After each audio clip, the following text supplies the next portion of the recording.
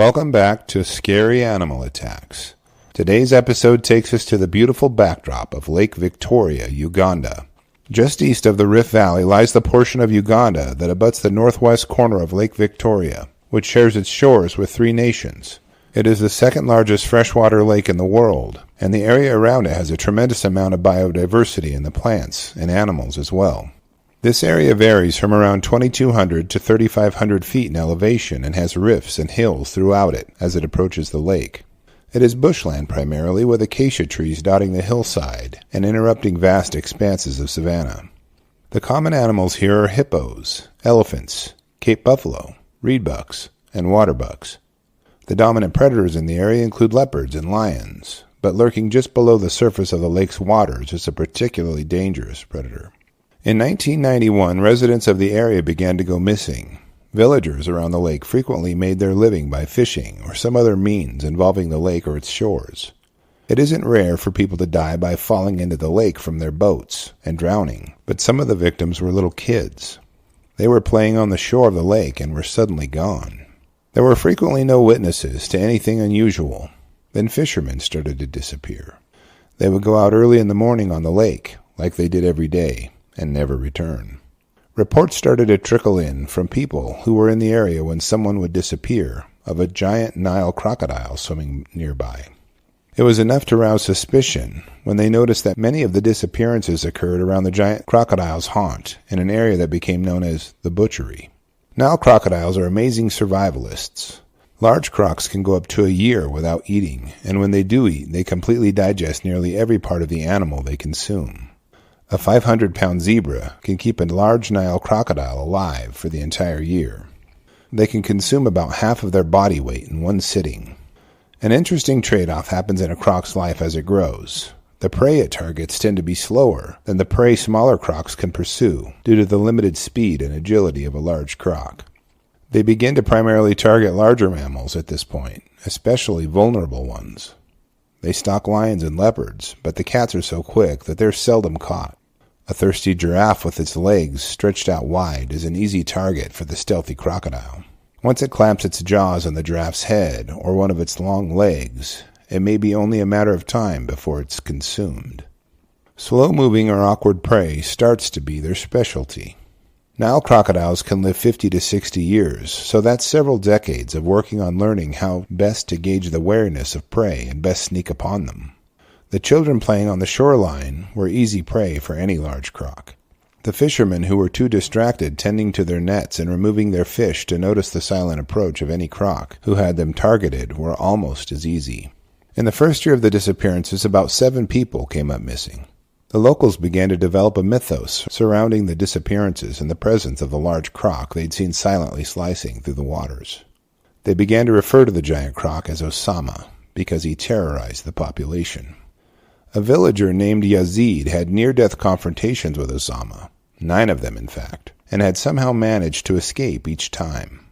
The villagers thought that this was strange, that so many other people were being taken by the croc, but Yazid seemed to escape each time he was under attack.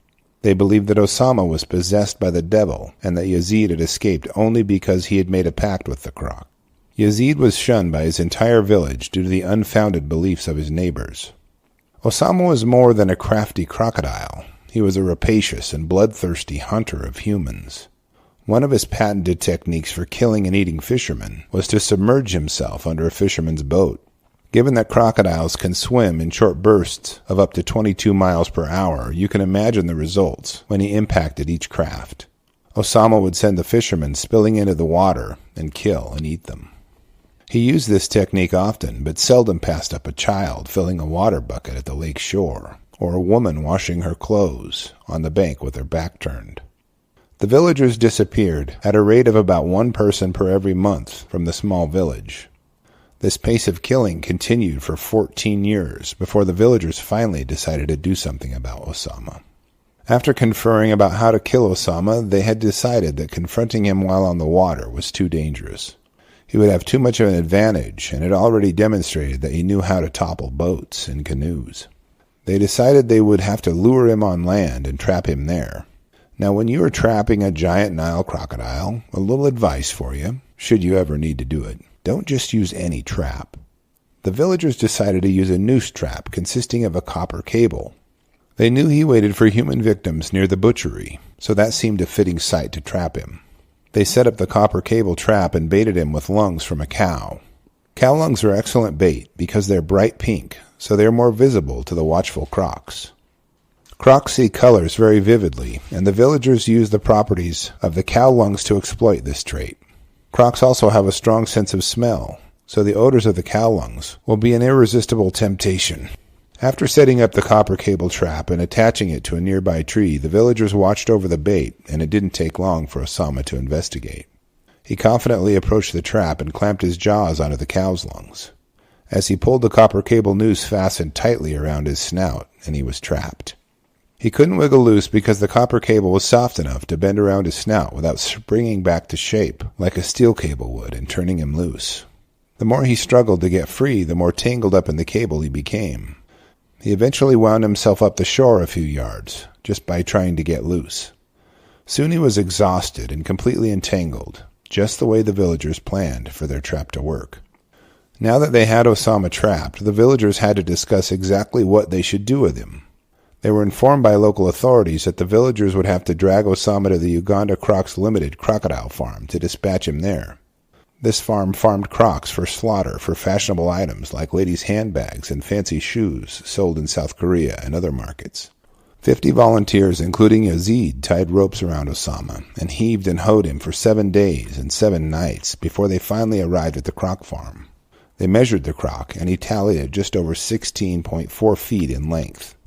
Just as the men who had risked life and limb while living beside the giant croc, as well as the toil of relocating him, were getting ready to dispatch Osama, authorities stepped in. They delivered the bad news to the villagers that they felt Osama was such a magnificent specimen that the commercial croc farm should just keep him to father similar giant crocs. The farm had the secure facilities to make sure he wouldn't threaten the villagers any longer, and the villagers were forced to leave him with the caretakers at the croc farm. The authorities stated that Osama had done terrifying things to the villagers, but he had rights too. The villagers begrudgingly made their way home with the peace of mind that he would no longer kill members of their village. It isn't clear exactly what became of Osama at the croc farm. Perhaps he sired thousands of future giant crocs, or perhaps he adorns the arms of a fashionista in Seoul. Either way, he will never again threaten the village, which lost 10% of its population to him. His total fatalities were known to be at least 83 people over 14 years of terror. After reviewing the facts of this episode, I'm left with a few questions. Do you think Osama had become conditioned to stalk and kill people due to an environmental stressor? Do you think the villagers were exploited by the croc farm and the local government? Do you think that Yazid had worked out some kind of deal with the croc? Finally, what is the likelihood of one of Osama's hatchling offspring sneaking his way through the chain-link barrier and into Lake Victoria to avenge his father's death? I'll enjoy reading your thoughts, so please post them in the comments section and let's talk about it.